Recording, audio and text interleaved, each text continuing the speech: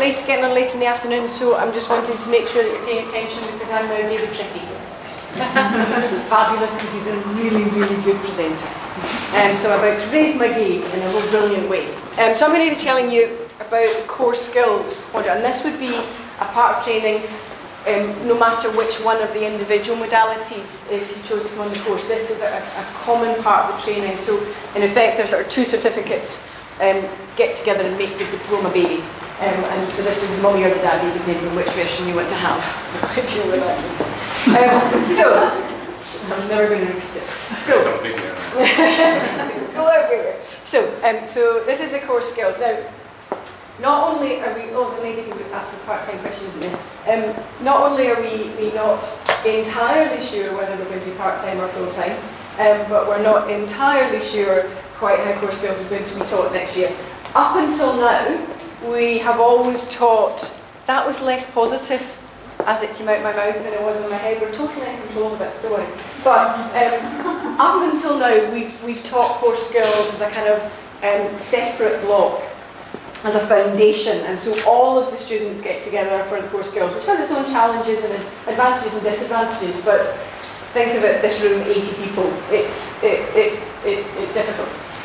What we're working on, and Jess and other members of the core skills team and myself, in fact, we've been meeting over the last week to think about how we can make this a more integrated process. So some of the teaching where we think there are absolute common elements that it's really valuable to have everyone looking at together will be in the whole group. Other elements that are more usefully perhaps taught or picked up within modality groups or groups where there are kind of common themes and perspectives will be delivered more in an integrated way. So the details of that will look a little bit different. And that's also based on one of the things that's about core skills, is about participation and collaboration and feedback and listening to what the students have told us.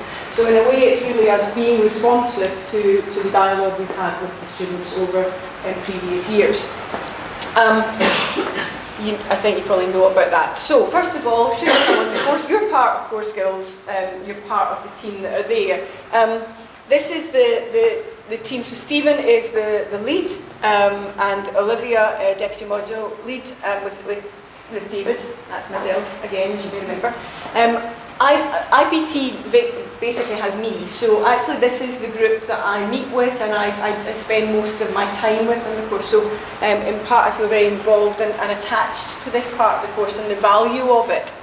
Sophia is fabulous and will keep you straight on everything throughout the year if you come on the course. So there are various different people who come in across the year. And so what we've got is this process of a number of basic principles and areas of practice that are common to all of the individual modalities, although their specific application will look different depending on whether, for example, you're working with a family or you're working with an individual adolescent or so on. You're working with a 7-year-old and how you will use it. And this is the material that's communicated through the core skills, both lectures, workshops and practice tutor groups. And so I'm just going to go through them in turn to give you an idea of how that will look. So I think these sort of serve as a foundation. Now, it's one of the things that's a challenge. When I did my first year on this course, in part just to get a sense of an overview of how it worked and how it all hung together, I went to most of these lectures. I went to kind of year-long of these lectures. Now, I've been doing therapy for a long time because I'm old, and I've been, 20-odd years worth, and I learned a lot. And that chance to reflect and think about how this practice and how the evidence linked in, and how a kind of general body of evidence linked to specific modality. But it can be a challenge because most people are not signing up, and I didn't even ask you that question, but my guess is most of you are not signing up to do core skills. You're signing up because you want to do one of the specific modalities. And so it's thinking about how this feels relevant and useful to you. Now, I'm not just towing the party line here, I think it is. I think Peter Fonagy often quotes a piece of research where therapists are asked to rate their own skills, and we all rate ourselves as above average, which is a challenge. So one of the things that's really helpful is in here you get to read about statistics and understand why we can't all be right if that's the case. And so there's something about thinking about what's your attitude more broadly to coming on the course and where you are as a therapist, and where you could take advantage of a year in which you get to think about your practice and think about those things that stump you and where you don't know what to say, or that internal voice in your head says, oh my God, did I actually say that in front of a family or a young person, or what the hell do I do when a teenager won't talk to me for 50 minutes week after week? All of that stuff that's really difficult to do, this is a space to think about that isn't only going to be captured by knowing about a new modality. So frankly, I'm quite jealous I don't get to go to this every single year, because I would like to have that space, and that's a part of what this is about. So it really is, I think, something where you do have to think about what your attitude will be and what you might make of this, whether it feels like a kind of inconvenience that you've got to do this stuff, or whether there may be something that you can make of that space, and also something you can share. I guarantee you I will constantly get a list of things that I could be working on to make my therapy better. I kind of hope you all have that list as well, but if you don't and you think you've got it sorted, then you're even more welcome, because there's lots of others in the room who probably don't feel that way and would like to know how you do it. And so this is kind of the space to think about that. Okay. In terms of the reason that we changed it over, the assignments have changed a little bit. So the assignments will look at a range of evidence, case reports, sorry. So the first one is looking, and this is where your question about how do the numbers add up. So some of these could be modality based, but the emphasis in the case reports changed. So for some, the first one here is going to particularly focus on your use of the core skills. So how you used routine outcome measures, how you collaborated with the young person, how the evidence base was thought about and modified and adapted for the young person or the family that you were working with, or the parents that you were working with there. So although you may be writing up a case that's within the specific modality, it's with a particular set of competencies, which are the core skills competencies, in mind. There's another opportunity to write another one of your cases up, this time more specifically looking at why the evidence base supported this work. So more of a critique of the published evidence behind a particular approach, and really getting into thinking about that in a detailed way. There's the young person's participation project, which I have to say most of us tend to say this is our favourite bit of the year, where there's a small study where you work with a young person and developing a qualitative study where you're looking at an interview to gain understanding of a particular aspect of experience. So one of my trainees wrote to me this week and said, how about I look at how young people respond to receiving therapy letters, because I'm not sure we're doing it, but we're not sure we really understand why that would be. I think that would be interesting to know something more about. I was delighted. I'd bloody well love if you did that, because I'd like to know more about that. So he would develop an interview, meet with a young person, get their ideas about that experience, but then also get feedback on what was that interview like, what did I ask that was good stuff to ask, what did I ask that wasn't so good stuff, and modify what he did on the basis of that feedback to then take that new interview and go with another young person and then write that up. And then the group come back and they share it with their practice tutor group. And it's great because they're novel, they're interesting, there's kind of real high energy around these, and it's real participation in practice. And there's also now going to be a reflection on a whole session this time reflecting on your use. So it will be within the context of whichever modality you're working in, but again, reflecting on use of these kind of common skills. Okay?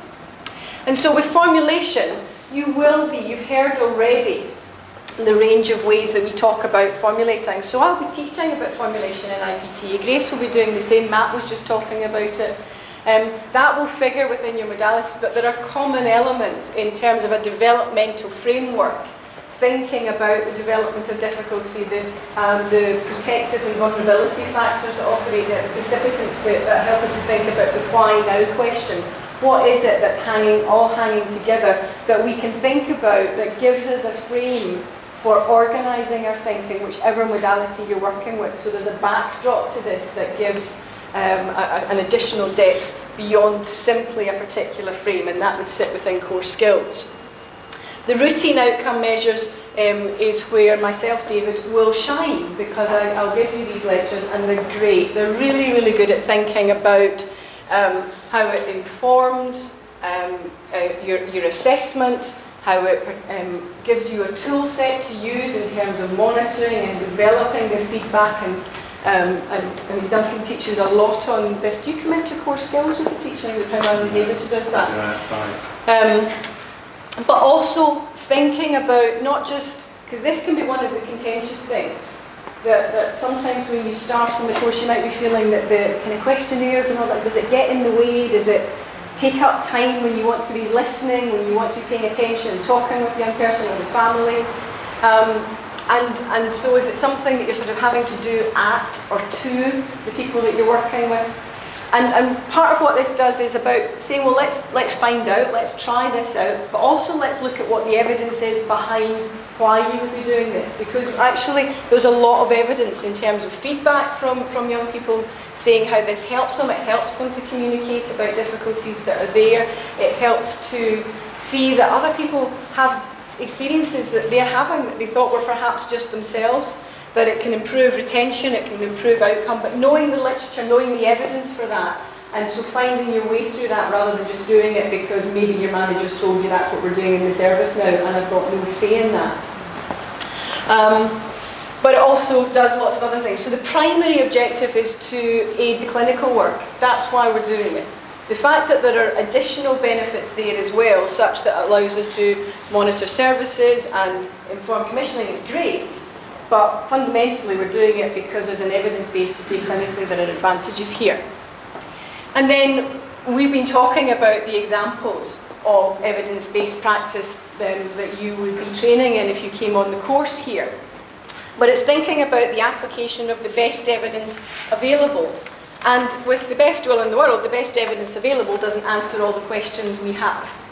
So the worry can be that this becomes not just this kind of enforced, manualised, doing this thing by the book. There's an RCT somewhere that said something with another group that we don't think is who we work with, and we've got to do that. And we're kind of funneled into this, and so there can be reluctance and resistance, quite rightly. If that's what we were going to teach you, frankly, don't come on the course. But in fact, what we're looking at is understanding what the best evidence is. And Peter Fugel, who's the director of the course, says a lovely thing that I think is very persuasive. So he says the value of evidence-based practice is not simply that it tells us what we know, but it tells us what we don't. So it tells us the limits of where we've got guidance and where we need to look not just at kind of what's been produced through research, but also through our own clinical experience, because you're not coming here as clinicians without any prior practice or experience, who've never seen young people or families before.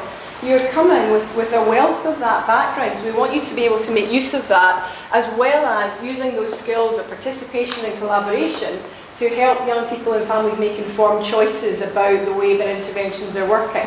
So that in fact what we've got are these kind of three pillars on which evidence-based practice will work, and it's the necessary interaction between these is what we will be looking at, rather than just drumming through RCTs that you just have to, and I once did a training and somebody who clearly wasn't very persuaded by me in the slightest, and asked me a question of, so when I put somebody through the sausage factory and they come out the other end and then, we're not quite on the same line, the same wavelength, we're not quite mentalising each other as well as I would have liked. So that's not at all what we're talking about. This is, and Matt was saying it, I think, very nicely when he talked about that personalised practice, that really thinking about how to bring these ideas into the family or the young person's life that you're working with. And so all of that is going to embody the process of collaboration and participation. And that wanting that really to be meaningful, more than just kind of feedback slips, more than just forms that you ask somebody. I find this astonishing. Many of you've got forms that you ask people to fill in at the end of therapy as to how they found the service or how they found what was working. Kind of a bit pointless asking it at that point, really, isn't it? Because there's nothing you can do about it. You know, that means that the therapy that you improve, as I always say to my students, unless I ask them every single week, you lot will get the course that last year really wanted. Because I'll be taking their feedback and giving it to you, but actually I want to give it to them, which is why I ask them every single time. So how do we get beyond that? We have young people's panels and parent panels who come in, who meet with the group, and so you're able to kind of have an interaction with them there. So you're not there because you're working with them in a therapeutic relationship, but for them to communicate their ideas.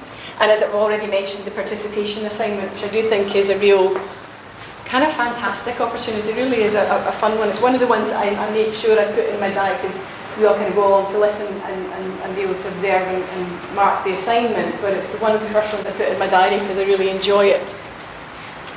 And then this will give you a sense of David's sense of humour, frankly, so prepare yourself for this for the rest of the year.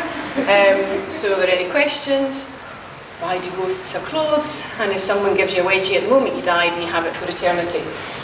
I'm challenging him now on video to answer those questions for you over the next year if you come. I'm going to promise you that David Trickey will provide answers to that if you attend the course in 2017. You have a guarantee.